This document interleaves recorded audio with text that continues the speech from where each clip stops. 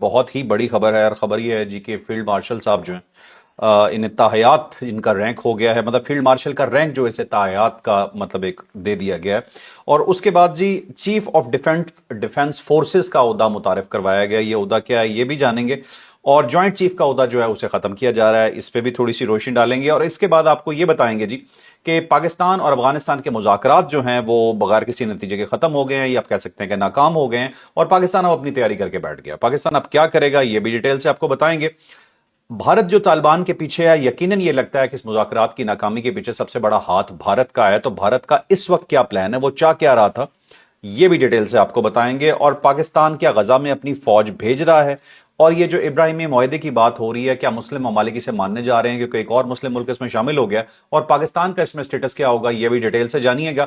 آج ہمارے پاس جو ہمارے مہمان موجود ہیں وہ بھی پاکستان کے وائس چیف رہ چکے ہیں، vice chief of air staff, P F سے ان کا تعلق ہے، بہت بڑے بڑے عہدوں پہ رہ چکے ہیں، اور اسپیشلی یہ فلسطین میں ڈائریکٹلی کام کرتے ہیں، غزہ کے لوگوں کے لیے ڈائریکٹلی کام کرتے ہیں، الخدمت فاؤنڈیشن میں بھی ہیں، اور پاکستان کے ان لوگوں میں سے ہیں کہ جنہوں نے سرکاری سطح پہ اور غیر سرکاری سطح پہ دونوں سطح پہ پاکستان کی بہت خدمت کی ہے۔ تو ارشد ملک صاحب، ہم آپ کو خوش آمدید کہتے ہیں۔ بہت شکریہ، always a pleasure to be with you. Sir, ہمارے لیے ہمیشہ یہ بڑے آنر کی بات ہوتی ہے کہ میں نے جب بھی آپ کو ریکویسٹ کی آپ مجھے ٹائم دیتے ہیں۔ اس کے حوالے سے آج کچھ خبریں بھی اس طرح کی تھیں تو میں نے کہا میں آپ کو ریکویسٹ کر لوں، اور ساتھ اپنے ناظرین کو یہ بھی بتاتا چلوں کہ آج رات 12 بجے میں اور جاوید چوہدری صاحب بھی لائیو ہوں گے، تو کائنڈلی ضرور سنیے گا، وہ بھی ایک بڑا اسپیشل ویلاگ آپ کے لیے ہونے جا رہا ہے۔ تو سر، سب سے پہلے تو یہ فیلڈ مارشل کا جو عہدہ ہے یا رینک جو ہے اسے تاحیات قرار دے دیا گیا، اسے کس طرح سے دیکھتے ہیں؟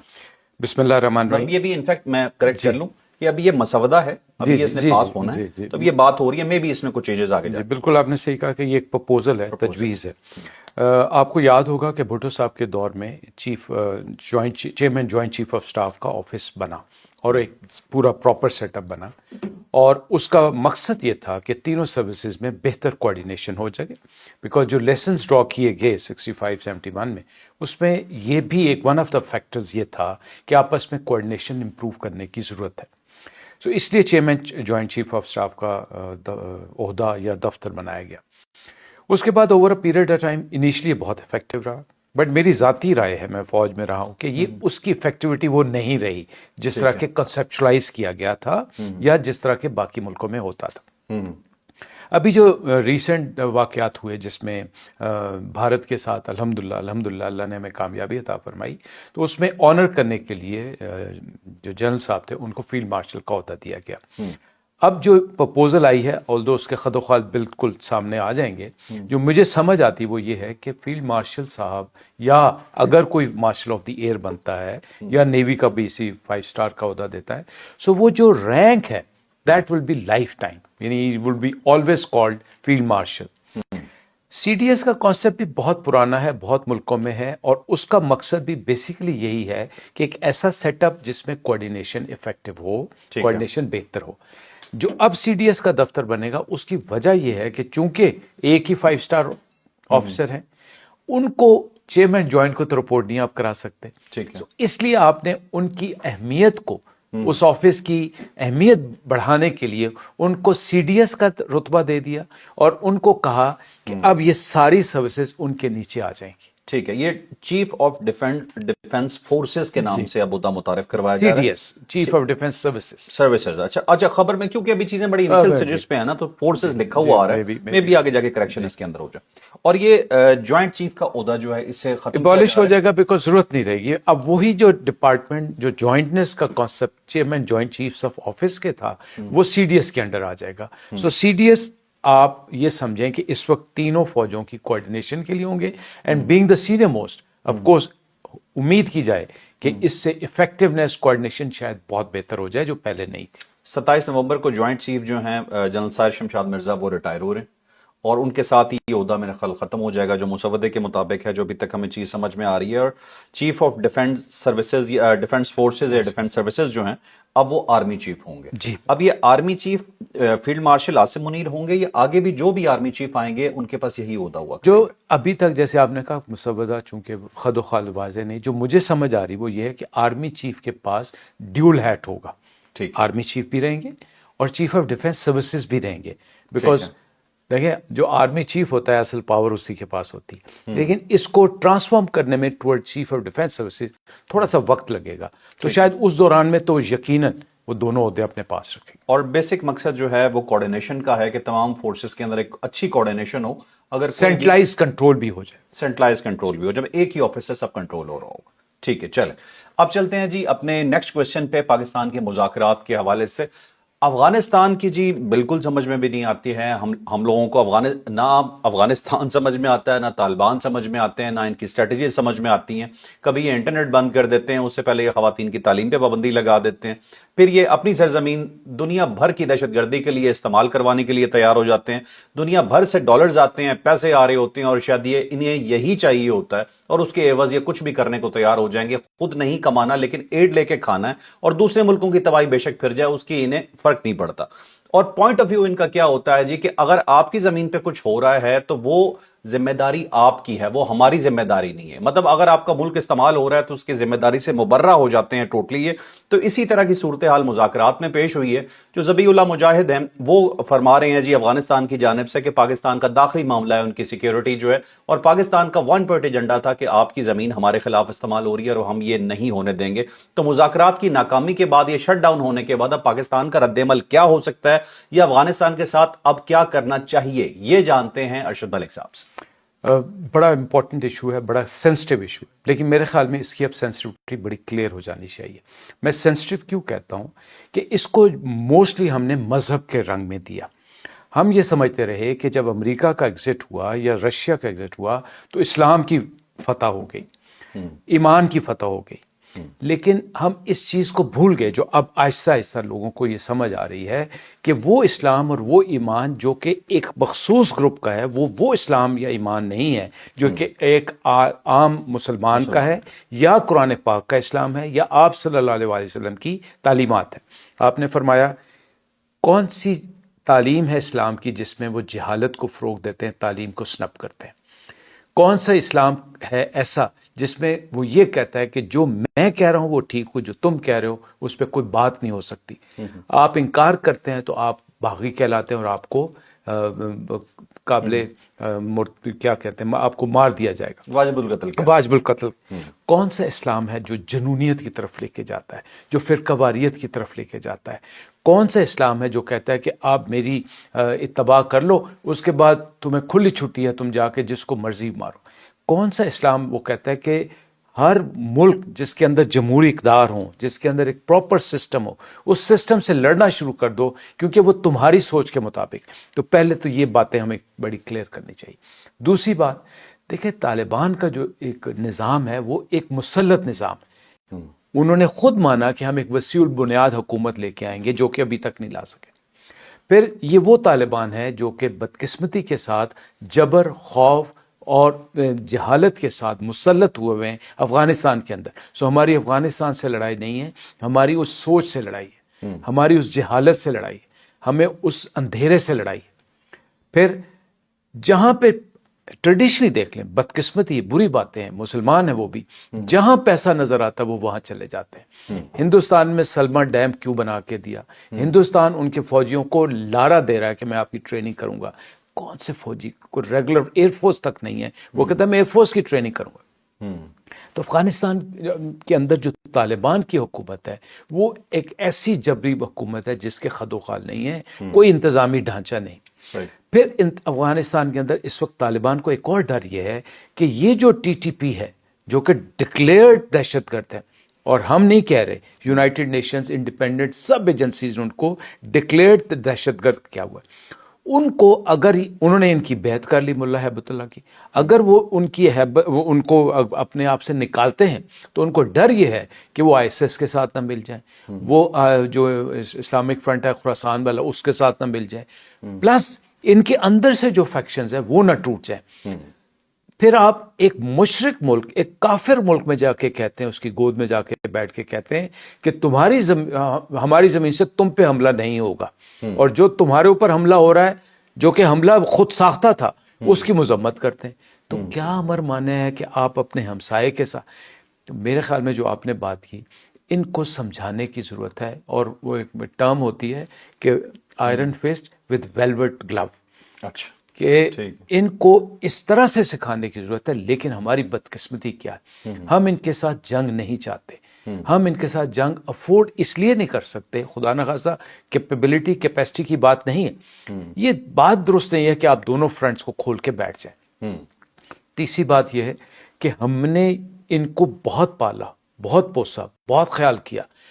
اب طالبان کیوں ریئیکٹ کر رہے ہیں؟ طالبان اس لیے کر رہے ہیں اور اس لیے وہ ہندوستان کی گود میں جا کے بیٹھ رہے ہیں, ان کو پیسہ چاہیے, انٹرنیشنل ریکگنیشن یا ایکسپوجر چاہیے, لیوریج چاہیے کہ آج ہمارے ساتھ جناب ایران آ کے بات کر رہے ہیں, آج ہمارے ساتھ سعودی عرب آ کے بات کر رہے ہیں, آج ہمارے ساتھ چائنا آ کے بات کر رہے ہیں. سو ایک انٹرنیشنلی ان کا پتہ چلتا ہے کہ کوئی رجیم ہے. ٹھیک ہے. طالبان ایک اور جو گیم کھیلتے ہیں ہمیشہ سے, وہ ہمیشہ وقت کو ہتھیار بناتے ہیں, وہ لنگر آن کرتے ہیں. یاد ہوگا آپ نے کہا تھا کہ ہمارے پاس وقت ہے اور دوسروں کے پاس گھڑیاں ہیں. ٹھیک ہے. ہمارے پاس وقت بھی ہے, گھڑیاں بھی ہمارے پاس ہیں. ٹھیک ہے. دوسری بات, اس جغرافیہ کو ذہن میں رکھیں, ہمارے پاس زمین بھی ہے اور ہم تمہارے پاس بیٹھے ہوئے ہیں, ہم نے کہیں نہیں جانا. ایک اور بات میں آپ کو بتانا چاہوں گا جو کہ بڑی تشویش کی بات ہے اور ہم نے آج تک بات نہیں کی, لیکن یہ حقیقت ہے, لوگوں کو پتہ ہونا چاہیے. انہوں نے, ہندوستان نے, آپ کو یاد ہوگا, ہندوستان اور یورپ کے کچھ ملکوں نے کہا کہ ان کے اندر ان کے حصے بنا دو, ایک نادرنلائز کو پارٹ دے دو, ایک پشتونوں کو پارٹ دے دو, ایک ساؤتھ والوں کو پارٹ دے دو. تو ہم نے تو کبھی یہ نہیں کہا, ہم نے تو ہمیشہ مخالفت کی. لیکن اگر تم یہ کہو گے کہ انٹرنیشنل باؤنڈری نہیں ہے تو پھر میجورٹی پختون تو محب وطن پاکستانی ہے, تو پھر ہم کیوں نہ اپنی باؤنڈری تمہاری طرف ایکسٹینڈ کریں. بالکل. تو یہ تو ہم یہ باتیں آپ کے لیے اس لیے نہیں کر رہے, ہم آپ کے ساتھ امن کے ساتھ رہنا چاہتے ہیں اور ہم نے ہر طرح سے مذاکرات کیے. اور مذاکرات میں بھی انہوں نے پرابلی یہ سمجھا کہ یہ جو تجارت اور نقل و حمل ہے یہ شاید فیسلٹیز ہیں, یہ فیسلٹیز نہیں ہیں, یہ اب ہماری پالیسی کے ٹولز ہیں. You will have to come and sit with us and talk to us کہ نقل و حمل کیسے ہوگی, تجارت کیسی ہوگی, کون آئے گا کون جائے گا, بایو میٹرک سسٹم ہونا چاہیے, پھر ایک میکنزم بننا چاہیے, پھر انٹرنیشنل گارنٹرز بننا چاہیے, بیکاز طالبان پہ آپ بھروسہ نہیں کر سکتے.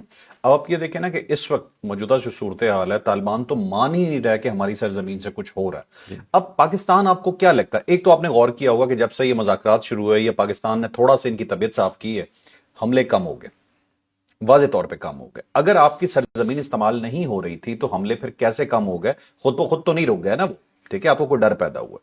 اب یہ سچویشن کیا ایسی ہی رہے گی کہ یہ ڈر کے خاموش ہو کے کچھ نہیں کریں گے اور پاکستان بھی ذرا مطلب بہتر پوزیشن میں رہے گا, یا ایسا ہوگا کہ ان کی طرف سے دوبارہ حرکتیں ہوں گی اور پاکستان کو پھر کوئی حملہ اندر جا کے کرنا پڑے گا؟ دو باتیں ہیں. پہلی بات ہے جو آپ نے, یہ بالکل ایسا ہی ہوگا. میرا نہیں خیال کہ اس میں یہ طالبان کے ساتھ آپ مذاکرات پہ کسی نتیجے پہ پہنچیں گے.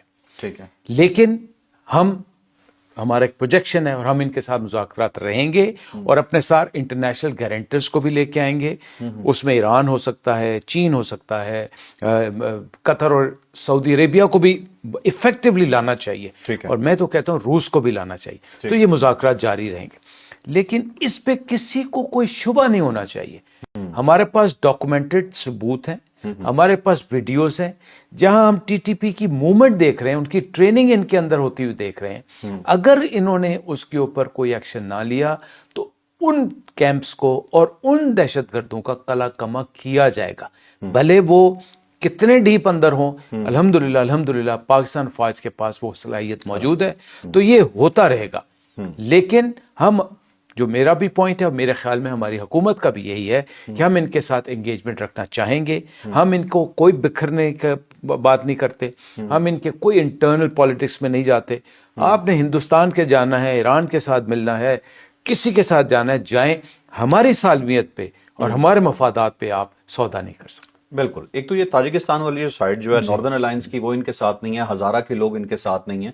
تو جو صرف ایکسٹریم ایک چیز چل رہی ہے وہ بھی ناٹ 100%, اس میں سے بھی کچھ لوگ جو ان کے ساتھ ہیں وہ پختون بیلٹ کے ہیں جو ان کی سائڈ پہ کابل اور قندھار میں بیٹھی ہوئی وہ بھی ہے. پلس آپ نے اگر آپ دیکھا, احمد شاہ مسعود کے بیٹے کی بھی سٹیٹمنٹ آ گئی, حقانی جو صاحب تھے ان کی بھی ایک سٹیٹمنٹ آ گئی. سو انٹرنل رفٹ ہے اور سب یہی کہہ رہے ہیں کہ you are talking in logic, it is not logical. اور آپ صرف اس خوف سے کہ مزید انتشار, جو کہ خدا نہ خواستہ, میں پھر ان کے اندر انتشار آئے گا. آپ بات یاد رکھیے گا, ٹھیک ہے, اگر یہ اسی مائنڈ سیٹ میں رہے تو خدا نہ خواستہ یہ دوبارہ سے دہشت گرد اسٹیٹ ڈکلیئر ہو جائیں گے, ان کے پھر حصے بکھرے ہو جائیں گے اور پھر یہ پاکستان کی طرف آئیں گے. اس سے بہتر ہے کہ آج عقل کے ناخن لے کے پاکستان کے ساتھ اپنا راستہ کلیئر کر لیں. ہندوستان وہ ملک ہے جو ایران کو چابہار میں کام کرتے کرتے میکسیمم اس کے جو جاسوس تھے وہ ایران کے اندر سے نکلے, ایران کے اندر سے, ایران کو اب ہوش آئی. ٹھیک ہے, انہوں نے بھی ان کے ساتھ یہی کرنا. ٹھیک ہے, بالکل. آپ نے کہا کہ ان کے پاس ایئر فورس نہیں, لیکن مجھے شک ہے کہ ہے مارشل صاحب ان کے پاس ایئر فورس. جو چیزیں یہ استعمال کرتے ہیں اس کے بعد یہ ہوا میں جو رہتے ہیں وہی ان کی ایئر فورس. اس پہ بھی آپ کو یاد ہوگا کہ یاد نہیں بلکہ کل کی خبر ہے, اس پہ انہوں نے کریک ڈاؤن شروع کیا ہوا ہے. تو ہرات میں شاید ایک بہت بڑا جلوس نکلا جس میں 15 شہادتیں ہوئی ہیں. اچھا, انہوں نے ان لوگوں کو اوپیم کی کاشت کو کم کر رہے تھے, تو ان لوگوں نے اندر سے ریزسٹ کیا کہ ہمارے پاس تو کھانے پینے کو کچھ نہیں. تو یہ بھی ایک انٹرنل ان کی رفٹ ہے. اچھا, بھارت کے حوالے سے ذرا مجھے بتائیے گا, بھارت طالبان کے پیچھے ہے, یہ مذاکرات وہی نہیں چاہتا کہ کامیاب ہوں, ڈیفینیٹ سی بات ہے. تو بھارت جنگ چاہ رہا ہے یا پاکستان کو تنگ کرنا چاہ رہا ہے؟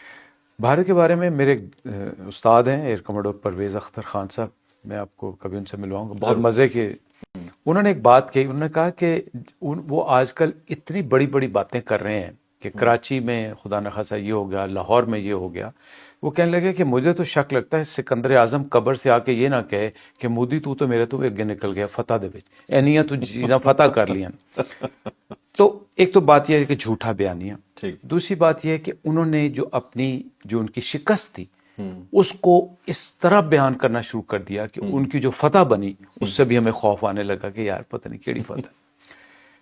ہندوستان بیسیکلی ایک فتنہ پرور آدمی کہہ رہے یا اسٹیٹ کہہ رہے, بی جے پی کو میں دوسری بات وہ. تیسری بات, سیاسی طور پہ انہوں نے پروو کر دیا کہ یہ جو الیکشن ان کے پچھلے بھی ہوئے تھے اس میں بھی اس کو سکسیس نہیں تھا, لیکن اس نے سیکولر اسٹیٹ کا جو کانسیپٹ تھا وہ ختم کر دیا. پھر یہی اسٹیٹ جو کہ افغانستان کے طالبان کے خلاف تھی آج انہی کی طرف جانے لگے. ایک ایجنڈا کہ پاکستان کو الجھائے رکھنا, خدا نخواستہ پاکستان سے جنگ نہیں کر سکتے. الحمدللہ میں یہ نہیں کہتا کہ ہمیں اس پہ اپنا چیپٹر کلوز کر دینا چاہیے, ہمیں اپنی تیاری پوری رکھنی چاہیے, پہلے سے زیادہ ویجیلنس ہونا چاہیے, بیکاز اگر ان کی تھریشولڈ ایکسرسائز چل رہی ہے تو ہماری بھی چل رہی ہیں, ہم اتنا بڑبول کر نہیں رہے, وچ از ویری گڈ. ہمیں کرتے رہنا چاہیے بیکاز یہ کسی بھی ایڈونچر پہ, خاص طور پہ ساؤتھ سے کوئی ایڈونچر کر سکتے ہیں, بالکل کر سکتے ہیں, اس کے لیے ہمیں تیار رہنا چاہیے.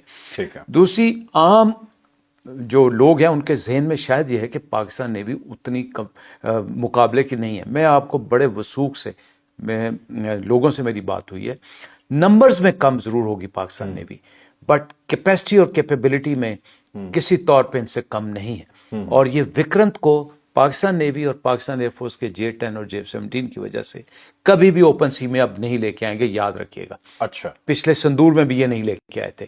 جو میزائل ابھی ہم نے چائنا سے لیا ہے جو کہ ہم انشاءاللہ اپنے جہازوں پہ لگا ہوا ہے, اس کی اب رینج اتنی انشاءاللہ کہ they will not be able to taking that risk to bringing that fleet. So south سے جو ان کی غلط فہمی ہے وہ انشاءاللہ بہت جلد دور ہو جائے گی اگر انہوں کو ایڈونچر کیا. بالکل صحیح. سو یہ ایڈونچر ساؤتھ سے کریں گے, اس کے لیے ہمیں تیار رہنا چاہیے. لیکن جب یہ سوچتے ہیں کہ پریکٹیکل ریالٹی میں یہ نہیں کر سکتے تو پھر وہ آ کے افغانستان میں ایک پراکسی وار آپ سے کروانا چاہتے ہیں. اور آپ کو بار بار دیکھیں مذاکرات کی بات, سوری مذاکرات میں ابھی ہمیں تھوڑا سا باہمت اور تھوڑا سا تحمل پسندی سے کام لینا پڑے گا. ہمیں یہ فرسٹریٹ کریں گے. یہ ہمیشہ سے طالبان نے وقت کی جنگ لڑی ہے, وقت کر کے, اور پھر اس میں رعایتیں مانگتے ہیں. میں یہ کہوں گا کہ رعایتیں دے دو بٹ یہ سپیس نہ دو انڈیا کو. ٹھیک ہے, اگر انڈیا اس وقت وہ سپیس لینے کے چکر میں اور آپ کو الجھانے کے چکر میں. ٹھیک ہے, یہ جو آپ کہہ رہے. بالکل. اچھا, یہ آپ نے جیسے نیوی کی بات کی کہ اس کے وکرانت آگے نہیں آئے گا, PL-15 کی بات کر رہے ہیں میزائل, اس کے علاوہ بھی ہے. PL-15 تو ایئر ٹو ایئر ہوتا ہے. ایئر ٹو ایئر ہوتا ہے نا, تو یہ ایئر ٹو سرفیس کچھ اور. جی ٹھیک ہے, جو وکرانت کے لیے کافی. جی انشاءاللہ. پچھلے دنوں نے وکرانت کی ویڈیو جاری کی, یہ پانی میں اسکریچیں مارتے پھرتے, سیریسلی آپ کو بتا رہے ہیں, اور اس کی فوٹو جاری کر کے عوام کو امپریس کر رہے تھے, دیکھو ہم کیسے چلاتے ہیں. سیریس مطلب یہ ان کی مینٹیلٹی ہے. انہوں نے دیکھو پہلے وہ ڈیفینس منسٹر گیا ساؤتھ میں, پھر مودی صاحب وکرانت پہ گئے, پھر سر کریک کا ایک شوشہ انہوں نے چھوڑا جب دنیا نے اس کو بیانیوں کو نہ توجہ ہی نہیں دی تو پھر انہوں نے یہ پراکسی وار کا شروع کر دیا. اس لیے ان کے ذہن میں ہے کچھ کرنے کو لیکن ہمت نہیں, الحمدللہ سمجھ نہیں آ رہی کریں کیا. اور میں پھر یہ بات کہتا ہوں کہ ابھی ہمیں جو پلوامہ اٹیک اور پچھلا جو وہ تھے ان کے بعد ہمیں اور رسپانسبل ہو جانا چاہیے پاک فوج کو اور حکومت پاکستان کو. ان کے مقابلے میں اپنی تیاری اور زیادہ کریں, انالیسس کریں, ایگزیکیوشن کیسے کرنی ہے, بیکاز ان سے آپ خیر کی توقع نہ رکھیں. نہیں کر سکتے. اچھا ایک اور مجھے چیز, یہ جو نمبر کی بات کرتے ہیں لوگوں کے ذہن میں بھی یہ کانسیپٹ ہے جی کہ آرمی کا نمبر کم ہے, ایئر فورس کا نمبر کم ہے یا نیوی کا نمبر کم ہے, لیکن یہ لوگوں کو مطلب دنیا تو یہ سمجھتی ہے, ہمارے لوگوں کو بھی سمجھانے کی ضرورت ہے کہ ایریا ٹو ڈیفینڈ بھی ہمارا چھوٹا ہے. ولنریبلٹیز ہے نا. آپ دیکھیں کہ جو انڈیا کی جو کوسٹل لائن ہے نا اس کے اوپر 200 کلومیٹر کے اوپر انڈسٹریل اسٹیٹ ہے ساری. اب ولنریبلٹی کتنی بڑھ گئی. اب میں نے آپ کو میزائلوں کا ہنٹ کرایا جو ایئر ٹو سرفیس میزائل, پھر میں نے آپ کو دوسرا ہنٹ کرایا اپنی رینج کا جہازوں کا. تو یہ سوچنے کی بات ہے. ٹھیک ہے, تو پاکستان نے 1000 کلومیٹر کا کوسٹ ڈیفینڈ کرنا ہے اور انہوں نے کتنا لمبا ڈیفینڈ کرنا. بالکل ٹھیک. اور آپ کا 1000 یوں پورا جا رہا ہے, ان کا تو 200 ہمارے سامنے پڑتا. اچھا جو انڈسٹریل اسٹیٹ ہے, باقی تو مطلب ہمارے نشانے بازی ہو سکتی ہے. ٹھیک ہے, چلیں نشانے پکے کریں گے, لے لو پنگا. اچھا اب چلتے ہیں جی اپنی لاسٹ سٹوری کی طرف. سٹوری ہے جی, 2 سوال کروں گا اس میں مارشل صاحب سے میں. ایک تو غزہ کے حوالے سے کہ پاکستان غزہ میں اپنی فوج بھیج رہا ہے, بھیجنی چاہیے نہیں بھیجنی چاہیے, اس کے اوپر بھی ان سے ڈسکس کر لیتے ہیں. اور دوسرا ابراہیم اکارڈ کے حوالے سے کہ امریکہ کوشش کر رہا ہے کہ زیادہ سے زیادہ مسلم ممالک اس میں شامل ہوں. ایک اور ملک اس کے اندر شامل ہو چکا ہے آلریڈی. کیا مسلم دنیا پہ پریشر ڈالا جا رہا ہے یا مسلم دنیا خود راضی ہو رہی ہے, اور پاکستان کا اس کے اندر اسٹیٹس کیا ہے؟ تو یہ پورا ٹاپک جانتے ہیں مارشل صاحب سے. دیکھیں, جو پہلے بات کرتے ہیں ابراہیم اکارڈ کی. امریکہ کی بہت پرانی یہ کوشش تھی. جب ٹرمپ پچھلے دور میں آیا تھا تو اس وقت یہ ایگریمنٹ کے نام سے شروع ہوا اور اب آ گیا ابراہیم اکارڈ آ گیا. میرا ماننا یہ ہے کہ مسلمان ملکوں کو اس وقت اپنا سٹانس کلیئر کرنا چاہیے کہ جتنی بھی لیوریج ہم نے اسرائیل کو دی, جتنی بھی لیوریج ٹرمپ کے کہنے پہ ٹروس ہوا, ایگریمنٹ ہوا, اس کا فائدہ کیا ہوا؟ ٹروس کے بعد سے آج تک 200 سے زیادہ شہادتیں ہو چکی ہیں اور کئی زخمیوں کی طرح آپ چھوڑ ہی دیں. اور ابھی جو لیٹسٹ شاید آج رات کی بھی خبر ہے کہ جو سیٹلرز ہیں وہ دھاوا بول رہے ہیں فلسطینی شہریوں پہ, اور فلسطینی جو لوگ آ کے رہنے کی کوشش کر رہے ہیں جو ویسٹ بینک میں, ٹھیک, خان یونس میں بھی ہو رہا ہے. سو دیٹ مینس کہ Israel is not accepting, not reacting. انہوں نے کہا کہ ہمیں ڈیڈ باڈیز پوری نہیں ملی. آپ حماس کا رویہ دیکھیں, ذمہ دارانہ رویہ. انہوں نے کہا کہ ہمارے پاس ٹولز نہیں ہیں, آپ ٹولز لے آئیں, وہ مشینری لے آئیں. وہ مشینری آئی اور ڈیڈ باڈیز نکلی اور ان کو دیتے چلے گئے. سو that means they were justified. تو بھائی کرنا یہ چاہیے ہمیں, ابراہیم اکارڈ میں تب جانا چاہیے, میں تو اس کے بالکل مخالف ہوں, جب ہمیں یہ پتا چل جائے کہ ہماری 67 کی جو پلیسمنٹ ہے ایریاز کے لحاظ سے اس کو ایکسیپٹیبل ہو رہا ہے. 1 سیکنڈ, ہمیں مل کیا رہا ہے, ہمارے لحاظ سے فلسطینیوں کے لیے کیا رکھا ہوا ہے. اگر آپ فلسطینی ریاست کو نہیں مان رہے, اگر آپ فلسطینیوں کو جو 2 ڈسٹریبیوٹ ہوئے ہیں غزہ میں اور دوسری طرف میں, ان کی آپس میں کنیکٹیوٹی کیسے ہوگی؟ تب تک ابراہیم اکارڈ ہمارے لیے بے معنی رکھتا ہے. 1 سیکنڈ, اگر آپ مسلمانوں کا بقا چاہتے ہیں, اگر آپ مسلمانوں کا سٹانس صحیح چاہتے ہیں, تو یہ جو 8 ملک ہیں ان کو چاہیے کہ یہ ایک پالیسی گائیڈ لائن اپنی بنائیں جس میں انہیں کہیں کہ اسرائیل کے ساتھ تعلقات کی شرائط یہ ہیں, اسرائیل کے ساتھ تجارت کی شرائط یہ ہیں. جب ان کا خد و خال سامنے آ جائے تو پھر دیکھیں کہ ہم نے آگے کیا چلنا ہے. بیکاز ہم یہ نہیں چاہتے کہ ہم کسی طرح یہ کہیں کہ ہم تو لڑنے مرنے کے لیے آئے ہیں, بٹ جو گراؤنڈ ریالٹیز ہیں پہلے ان کو ایڈریس کر لیں, اس کے بعد دیکھیں کہ کس طرف جائیں. ٹھیک ہے. اور فوج کے بارے میں, فوج کے بارے میں میرے خیال میں دیکھیں اس وقت جو پاکستان کے حالات ہیں جو بھی ہم نے ابھی ڈسکس کیے وہ ہم بڑے مشکل وقت میں چل رہے ہیں. ہنٹ یہ ہے کہ اگر کوئی ہمیں مدد کر دے, جن کے ہمارے ساتھ اسٹریٹجک انٹرسٹ ہیں, اسٹریٹجک معاہدے ہیں, وہ ہمیں مدد کریں, پھر ہم تو سوچ سکتے ہیں. اس وقت ہم جن 2 محاذوں کی طرف پھنسے ہوئے ہیں ان کے اندر 1 سیکنڈ ابھی تک میرے پاس ٹیورز نہیں ہیں, میں نے نہیں دیکھے کہ جو یہ پیس کیپنگ فورسز یا فورسز کی پریزنس ہوگی وہ کریں گی کیا. بیکاز میں نے ابھی آپ کو بتایا کہ اسرائیل کسی طور پہ چین سے نہیں بیٹھ رہا, نہ ہی بیٹھنے دے رہا ہے. اور ابھی لیبنان کے ساتھ اس نے دوبارہ شروع کر دیا. پھر اس نے لیبنان کے بارڈرز پہ اگر آپ دیکھیں تو 5 جگہوں پہ اس نے اپنی ہائی پہ پوسٹ بٹھائی ہوئی ہیں. خان یونس, दालबला और इस तरह जो 3 जहाँ पे फ़लस्तीनी जा रहे हैं उनके ऊपर रबर बुलेट्स के अटैक हो रहे हैं. सो हमें जब तक ये चीज़ें क्लियर नहीं होंगी तब तक हमें इसमें कमिट नहीं करना चाहिए. और पहली बात जो मैंने आपसे रिक्वेस्ट की थी, जो हम 8 मुल्कों को अमेरिका ने एक जगह इज्जत दी हुई है, उसकी इफेक्टिवनेस लेके आएँ, अपनी टर्म्स एंड कंडीशन लेके आएँ, ना कि हम सिर्फ उनकी बातें मानते रहें. बिल्कुल ठीक है, बिल्कुल ठीक है. जो ये नाजरीन था आज का हमारा व्लॉग. हमने डिटेल से तमाम चीज़ें डिस्कस की.